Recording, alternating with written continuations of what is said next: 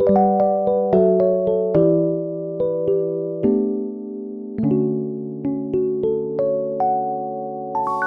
앞뒤 옆 사람과 함께 인사하겠습니다. 주님의 이름으로 사랑하고 축복합니다. 주님의 이름으로 사랑하고 축복합니다. 오늘도 예배 자리 가운데 나오신 모든 분들에게, 그리고 영상으로 예배드리는 모든 분들에게 우리 하나님의 놀라운 은혜와 평강이 함께 하시기를 주님의 이름으로 간절히 축원합니다. 추설 명절 송편 많이 드셨습니까? 많이 드신 줄 믿습니다. 이렇게 보니까요, 추석 명절 때 송편을 많이 드셨는지 얼굴이 다 송편같이 생기셨어요. 이렇게 동글동글하게 얼굴이 더 좋아지신 것 같아요. 우리 주님께서 이 시간 성령의 채워주심으로 말미암아 우리 영혼육에도 강건한 은혜가 채워주실 줄 믿습니다. 추석 명절이 되니까 가족들이 한자리에 이렇게 모이게 되죠. 그리고 추석 명절이라고 이야기하면 제사를 많이 드려요. 예전에 제사 드리려고 어떻게 했어요? 몇 날 며칠 밤을 새면서 이 음식을 어떻게 해야 되나 걱정도 하고, 오죽하면 며느리들이 명절이 오기 전에 병들어가지고 명절이 안 왔으면 좋겠다 이런 얘기까지 많이 했잖아요. 그리고 그 제사를 드릴 때 보면 또 웬 또 이렇게 법칙이 많은지, 법이 이렇게 많은지 이쪽엔 뭘 세워야 되고 저쪽엔 뭘 세워야 되고, 또 그게 틀리면 또 시어머니들은 그 상을 뒤집어 엎고, 별의별 일들이 얼마나 예전들에 많이 있었습니까? 저희 집도 그랬거든요. 저희 할머니 댁에 가면 이 예수님을 믿는 할아버지와 믿지 않는 할아버지들 간의 전쟁이 장난이 아니었어요. 이 믿는 할아버지들은 제사상을 들어엎고, 믿지 않는 할아버지들은 그걸 왜 뒤집어 엎냐면 다시 또 세우고, 막 이렇게 서로 다투는 일들이 너무나 많이 있었습니다. 이렇게 예전 사람들이 예전 그 법을 지키기 위해서 얼마나 까다롭게 그 법들을 시행하면서 살아갔습니까? 근데 여러분들 아세요? 신앙에도 이렇게 까다로운 법이 있어요. 우리가 제사를 드리기 위해서 이 까다로운 법을 지키는 것뿐만 아니라 신앙에도 지켜야 될 까다로운 법이 있다는 것을 여러분들 말씀 가운데 살펴본 적 있으세요? 요한복음 4장 23절에 보면 이 신앙 가운데 지켜야 될 명확한 법이 나와 있는데, 뭐라고 나와 있냐면 우리가 처음 예배 드릴 때 읽은 그 말씀, 하나님께 참되게 예배하는 자들은 영과 진리로 예배할 때가 오나니 곧 이때라 아버지께서는 이렇게 예배하는 자를 찾으시니라 라고 말씀하고 있어요. 하나님께서는 예배하는 자들을 찾으신다라고 말씀하시는데, 어떻게 예배드리라고 말씀하세요? 영과 진리로 예배해야 된다라고 분명하게 말씀하고 있습니다. 여러분들 예배 자리 가운데 나올 때에 어떤 마음으로 나오셨어요? 영과 진리의 마음을 가지고 예배하겠다라는, 그 법을 지키겠다라는 마음을 가지고 이 예배 자리 가운데 나오셨습니까? 영으로 예배한다는 것, 그것은 어떤 의미를 담고 있냐면 내 감정과 내 영혼의 마음 가운데 하나님께 집중하는 거예요. 영으로 예배한다라는 것은 내 감정과 내 영혼, 내 모든 것들을 하나님에게만 집중하는 겁니다. 여러분들이 이 예배당 문을 들어설 때에 어디에 집중해야 된다고요? 하나님에게만 집중하셔야 돼요. 다른 세상적인 일들을 가지고 오는 것이 아니라, 가정의 일들을 가지고 오는 것이 아니라 하나님에게만 집중해야 된다라고 우리 주님께서 분명하게 말씀하십니다. 그리고 진리로 예배한다라는 뜻은 어떤 의미를 담고 있냐면 내 영혼 가운데 말씀을 깊이 새기려고 노력해야 된다라는 거예요.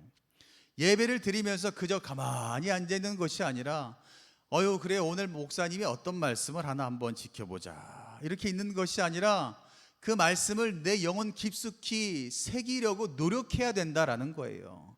마음 깊숙이 뿌리 내릴 수 있도록 노력해야 되는 것이 진리로 예배 드린다라는 뜻이에요. 하나님께 나와서 영과 진리로 예배한다라는 것은 내가 하나님에게만 집중하고 하나님께서 나에게 주신 그 말씀을 내 영혼 깊숙이 새기려고 노력하는 것, 그것이 하나님께서 우리에게 원하시는 영과 진리로 예배하는 자의 모습이다라는 것을 여러분들 기억하시기를 바랍니다.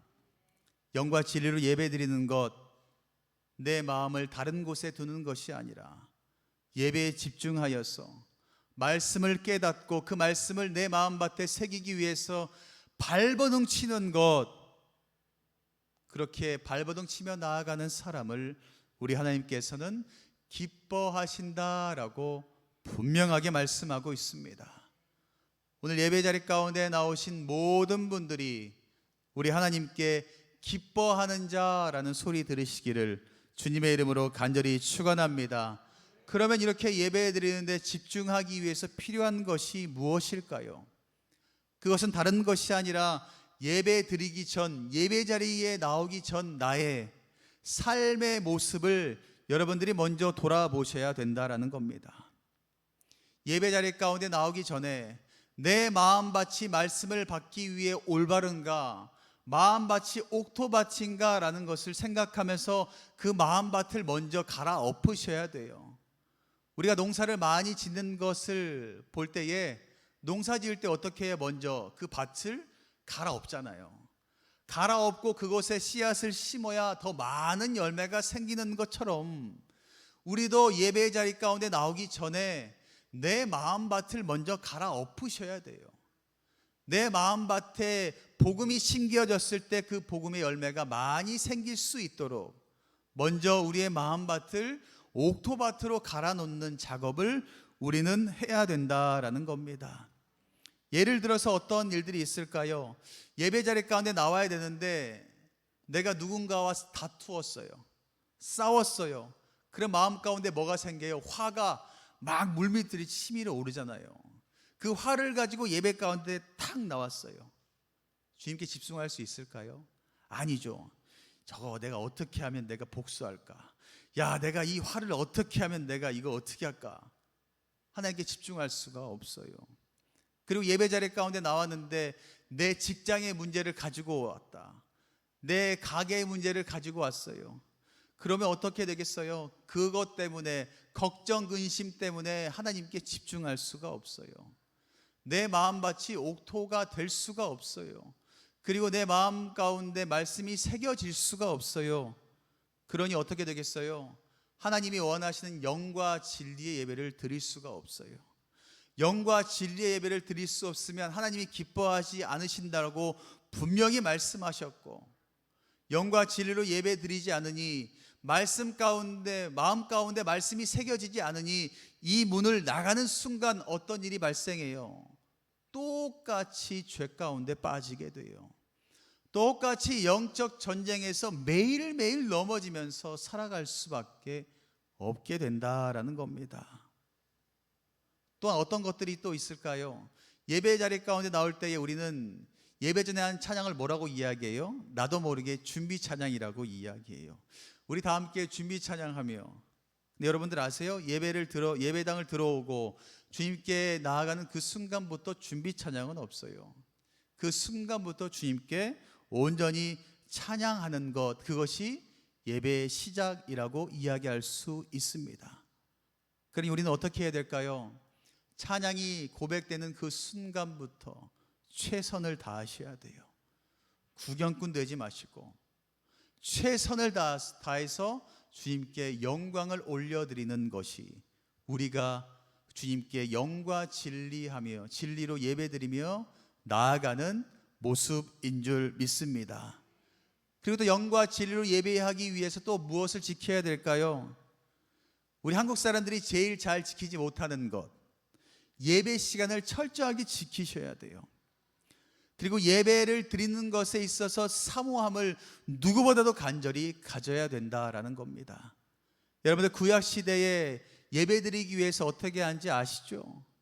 저 멀리 살다고 할지라도 예루살렘 성전을 바라보면서 내가 저 성전 가서 예배 드리는 그 사모함을 가지고 먼 길을 철저하게 걸어왔다라는 거예요. 그리고 그곳에 가면서 어떻게 간 줄 아세요? 예배를 드릴 때에 하나님께 영광 올려드리기 위해서, 제물을 드리기 위해서 흠 없는 그 재물을 가지려고 그 어린 양과 염소를 그리고 숫소를 가지고 막 이렇게 오는데 어때요? 흠이 있으면 안 돼요.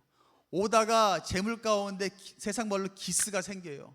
그럼 어떻게 하는 줄 아세요? 다시 집으로 가요. 가서 또 바꿔요. 또 가지고 가는 거예요. 가다가 또 흠이 생겨요. 그럼 또 가서 바꾸고. 이렇게 이 구약시대의 사람들은 예배를 드리는 데 있어서 너무나 간절함이 있었어요. 그리고 어떻게 하면 흠이 없는 것을 주님께 드릴까 간절함을 가지고 예배 드렸어요. 근데 지금은 어떨까요? 그런 간절함이 많이 사라졌어요. 예배 드리는 것 그냥 주일이니까 시간 맞춰 탁 가면 되지. 내가 11시에 땡 하면 들어가야지. 아무렇지도 않게 나오죠.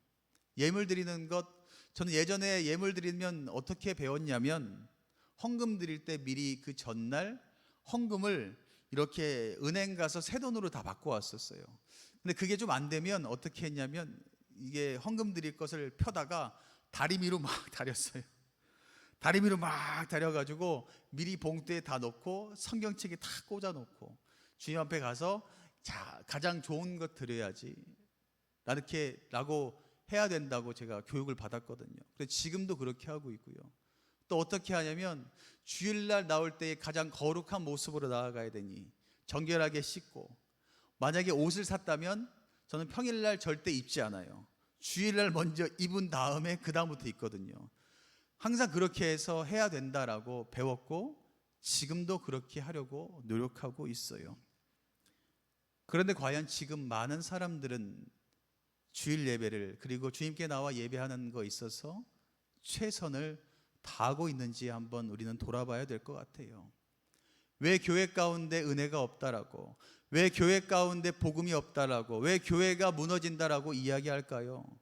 많은 성도들이 영과 진리로 예배하는 그 처절함이 사라졌어요. 그러니 그 교회 가운데 복음이 있을 수가 없겠죠. 그러니 복음이 없는 교회는 무너질 수밖에 없다라는 겁니다. 저는 간절히 매일매일 기도해요. 우리 교회가 영과 진리로 예배하는 사람들이 끊이지 않게 해달라고 기도하고 있어요. 그리고 더 어떤 것을 기도하냐면 우리 교회가 말씀 위에 든든히 서 있는 교회가 되었으면 좋겠다. 그리고 기도로 든든히 세워져 가는 교회가 됐으면 좋겠다.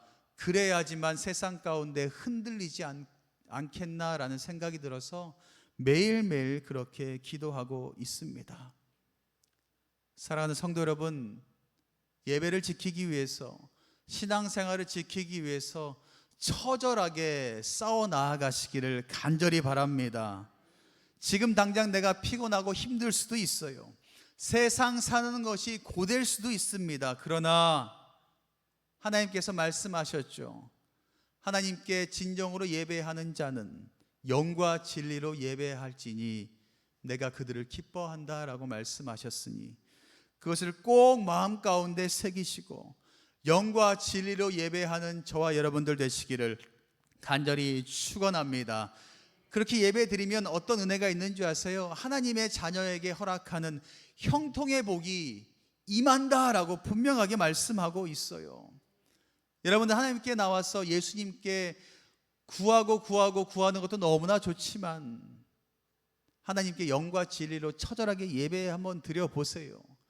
그러면 하나님이 알아서 형통의 길로 인도해 주시고 형통의 복을 더하여 주신다라는 것을 여러분들 꼭 기억하시고 그 복을 꼭 누리시기를 바랍니다. 우리가 영과 진리로 열심히 준비하고 예배 드렸어요. 그럼 어떤 것이 더욱더 중요할까요? 예배를 드리고 성전 문을 나가는 그 순간, 예배를 드린 이후의 삶이 여러분들 너무나 중요하다라는 것을 기억하시기를 바랍니다. 세상을 우리는 무엇라 이야기해요? 세상 가운데 우리는 영적 전쟁을 날마다 치르고 살아가고 있다라고 이야기하고 있어요. 영적 전쟁은 언제부터 시작되냐면 이 문을 나가는 그 순간부터 전쟁은 시작됩니다. 그렇기에 어떻게 해야 될까요? 날마다 깨어 있으셔야 돼요. 깨어 있으셔야지만 그 영적 전쟁에서 승리할 수 있습니다. 할렐루야. 영적으로 깨어서 이 전쟁에서 날마다 승리하시기를 간절히 바랍니다. 우리 예전에 기도원 많이 가셨죠? 염초가 되면 매일 그 기도원에 올라가서 부르짖고 막 기도하잖아요. 하나님 나에게 성령 충만함 달라고, 성령의 불 달라고, 뭐 방언 달라고 매번 기도원 가서 기도 많이 했죠. 저도 어릴 때 기도원 너무나 많이 올라갔거든요. 그리고 뭐 신학교 다닐 때도 일주일에 한 번, 두 번 기도원 올라가서 기도했던 적 너무나 많이 있어요. 우리가 기도원 가면 어때요? 막 은혜를 구하고 사모하고, 그러면 막 성령의 불도 받고 많은 은혜도 체험하죠. 제가 한 번은 기도원에 갔는데 이렇게 예배를 드리고 마치고 이렇게 나왔어요. 집회를 마치고 식당에 가서 줄을 서고 밥을 먹는데, 야, 사람들이 이런 말을 해요. 야, 오늘 왜 이렇게 밥이 맛이 없냐? 야, 반찬이 어떻게 이런 거밖에 안 나오냐?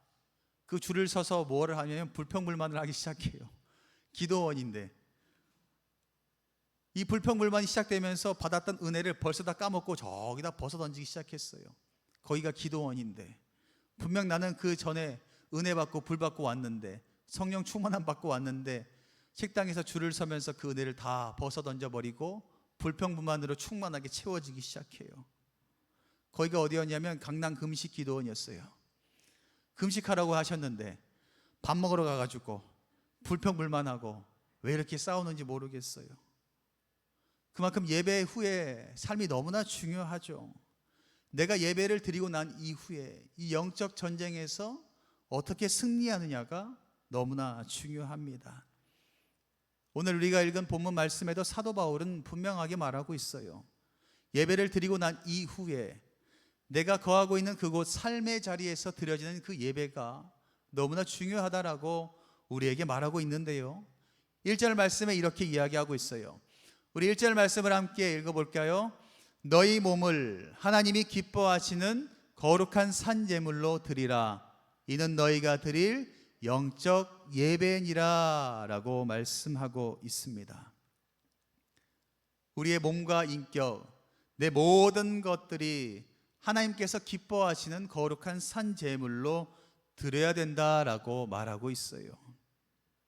그리스도와 함께 살아온 흔적과 삶을 하나님께 온전히 내어 드려야 한다는 거죠. 그런데 이렇게 우리가 삶의 자리 가운데 하나님께 영광을 올려드리며 살아갈 때에 가장 먼저 방해하는 것이 뭔지 아세요? 우리를 가장 많이 방해하는 것, 그것이 바로 입이에요. 입에서 나오는 말, 그것이 우리가 하나님께 나아가는 데 있어서 가장 방해하는 큰 요소가 돼요. 제가 예전에 섬겼던 목사님 가운데 그 목사님이 이런 말씀을 하셨어요. 어떤 말을 했냐면, 목사는 입을 가장 많이 조심해야 돼 라고 저에게 늘 말씀하셨어요. 그래서 저는 웬만하면 말을 안 하려고 해요. 말을 해봤자 본전이고, 말을 잘못하면 얼마나 많은 비난을 받는지, 그래서 저도 말을 아껴야겠구나, 말을 조심해야겠구나 라고 늘 이야기하는데, 그러면서 목사님께서 이 조심에 대한 한자를 목사님의 생각대로 풀어서 한번 말씀해 주신 적이 있어요. 조심, 여러분들 조심이라는 그 말 다 아시죠? 조심이라는 한자 뭐예요? 잡을 조, 마음심, 마음을 잡는 거예요. 그렇게 조심하라라고 이야기하는데, 요것을 풀으셨더라고요. 뭘 풀었냐면, 조의 한자 앞에 뭐가 있냐면 손수가 있어요. 손수. 그리고 그 뒤에 보면 입구 3개가 붙어 있어요. 이렇게 입구자가 3개가 이렇게 붙어 있잖아요. 손수가 앞에 있고 입구자가 3개 있어요. 그럼 어떻게 말하냐면, 내 입 가운데 잘못 불평이 나온다 그러면 입을 딱 들어서 입을 막으래요. 한번 막는 거예요. 또 2번, 야, 저 사람을 내가 욕해야겠다라는 생각이 들면 또 한 번 막으래요. 또 한 번, 또 안 좋은 생각이 또 입 가운데 나오려면 또 한 번 이렇게. 목사님이 뭐라고 하냐면, 불평이 나오려 그러면 손을 들어서 입을 팍 때리래요. 또 불평이 나오려 그러면 손을 딱 들어서 입을 팍 때리래요. 3번만 때리면 불평불만이 안 나온다라고 목사님이 말씀하시더라고요. 내가 불평한다 그럼 어떻게 하라고? 손 들어서 입을 팍 때리고, 하나님을 원망한다 그러면 손을 딱 들어서 입을 팍 때리고, 또 누구에게 쓸데없는 말 있죠. 이간질하는 말 하려고 그러면 손을 들어서 팍 때리고, 이렇게 3번만 손을 때리다 보면 그 말이 쏙 들어간다. 그리고 그 말 밑에 뭐가 있어요? 나무 목자가 이렇게 서 있어요. 나무목 알죠? 나무목. 예수님의 십자가를 기억하래요. 예수님의 십자가를 기억하면서 나에게 불평불만, 남을 원망하고 남을 시기질투하는 말, 남을 이간질시키는 말이 나온다 그러면 손을 들어서 입을 3번 막으면서 십자가에 달리신 예수님을 생각해야 된다. 그러면서 나의 마음을 다스려야 된다라고 말씀해 주셨어요. 그것이 조심이다라고 알려주셨어요. 여러분들의 삶에도 이 영적 예배를 드리는 그 삶 가운데, 영적 전쟁을 치르는 가운데 분명 많은 어려움들도 있을 거예요. 그런데 그 어려움 가운데 제일 놓게 만드는 것이 바로 말이에요. 그 말을 지키기 위해서 여러분들 조심해야 된다라는 것을 기억하시고, 여러분들 입술 가운데 무엇이 안 좋은 것이 나오려고 한다면 손들어서 입을 팍 때리는 그런 은혜가 있기를 간절히 바랍니다. 그러면서 2절에 또 사도 바울은 이야기해요. 너희는 이 세대를 본받지 말고 오직 마음을 새롭게 함으로 변화를 받아 하나님의 선하시고 기뻐하시고 온전하신 뜻이 무엇인지 분별하도록 해라 라고 말씀하고 있어요. 이 세대를 본받지 말라고 이야기합니다. 어떤 세대일까요? 사단이 함께 살아가고 있는 이 세대. 사단은 날마다 지금도 공중권세를 잡고 있으면서 우리들을 넘어뜨리려고 하고 있죠. 그 사단이 판치는 세상을 본받지 말라라고 말씀하고 있어요. 사단은 지금도 날마다 불철주야 바라보고 있습니다. 하나님의 영을 떠난 사람이 누군지, 하나님의 영을 떠나서 날마다 내 품 가운데 가까이 오고 있는 사람은 누군지 넘어뜨리려고 하는 자들을 날마다 쳐다보고 눈을 뜨고 찾고 있다는 것을 여러분들 기억하시기를 바랍니다. 다시 말해서 이 세대를 본받지 말라고 하는 것은 사단이 만들어 놓은 세상 가운데 수긍하면서 타협하면서 그것을 따라가려고 하지 말라고 이야기하신 거예요. 그리고 그 마음에 혹이나 내가 사단이 만들어 놓은 세상 가운데 수긍하려는 마음이 든다면 그 마음 가운데 그런 것들을 다 내려놓고 주님을 온전히 모시고 주님을 내 마음 가운데 온전히 품고 과거의 나의 성질들, 나의 습관들, 나의 모든 것들을 다 십자가 앞에 죽게 만들고 예수 그리스도로 채워져야 된다라고 말씀하고 있습니다. 그렇게 예수 그리스도로 채워지게 되면 날마다 우리는 하나님이 기뻐하는 삶을 살아갈 수밖에 없게 되겠죠. 사랑하는 성도 여러분, 예배 드리는 것도 너무나 중요하죠. 그러기 위해서 예배 전의 모습도 너무나 중요하고, 더 중요한 건 예배의 자리 가운데 예배를 드리는 것도 너무나 중요하고, 더 나아가 예배 후의 삶의 모습도 너무나 중요합니다. 예배 후 삶의 예배에서 승리하면 그리고 얼마나 좋겠습니까? 승리하기 위해서 필요한 것은 다른 것이 아니라 내가 그리스도인입니다 라고 고백하는 것밖에 없습니다. 내가 그리스도인입니다. 이 고백은 십자가의 은혜가 있을 때에 가능합니다. 십자가의 은혜로 내가 용서받고 거듭난 사람이라면 이 말이 당당하게 나올 수 있어요. 그런데 죄 가운데 살고 매일매일 빠져 살고 그런 사람은 세상 사람들에게 이 얘기하는 게 부끄러워요. 나 교회 다녀, 나 그리스도인이야 얘기하는 게 부끄러워요. 자기도 알거든요, 내가 부끄럽게 산다는 거. 그런데 예수 그리스도의 십자가 은혜로 거듭나고 죄사함 받은 사람은 당당하게 얘기할 수 있어요. 나 그리스도인이라고, 나 예수 믿는 사람이라고, 나 성도라고 당당히 얘기할 수 있습니다.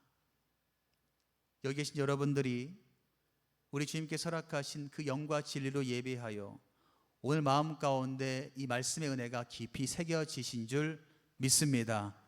그러면 예배당 나가서 어떻게 살면 되겠어요? 나 그리스도인이다, 나 예수님 믿는 사람이다 라고 당당히 이야기하면서 사단이 만들어 놓은 세상 가운데 타협하며 살아가지 마시고 당당하게 주님과 함께 걸어가 보세요. 그러면 하나님께서 여러분들의 삶을 책임져 주시고 분명하게 형통의 자리 가운데 인도하여 주실 줄 믿습니다. 예배 드리고 난 이후 그리스도를 온전히 전하며 그리스도의 삶을 살아가는 저와 여러분들 되시기를 주님의 이름으로 간절히 축원합니다.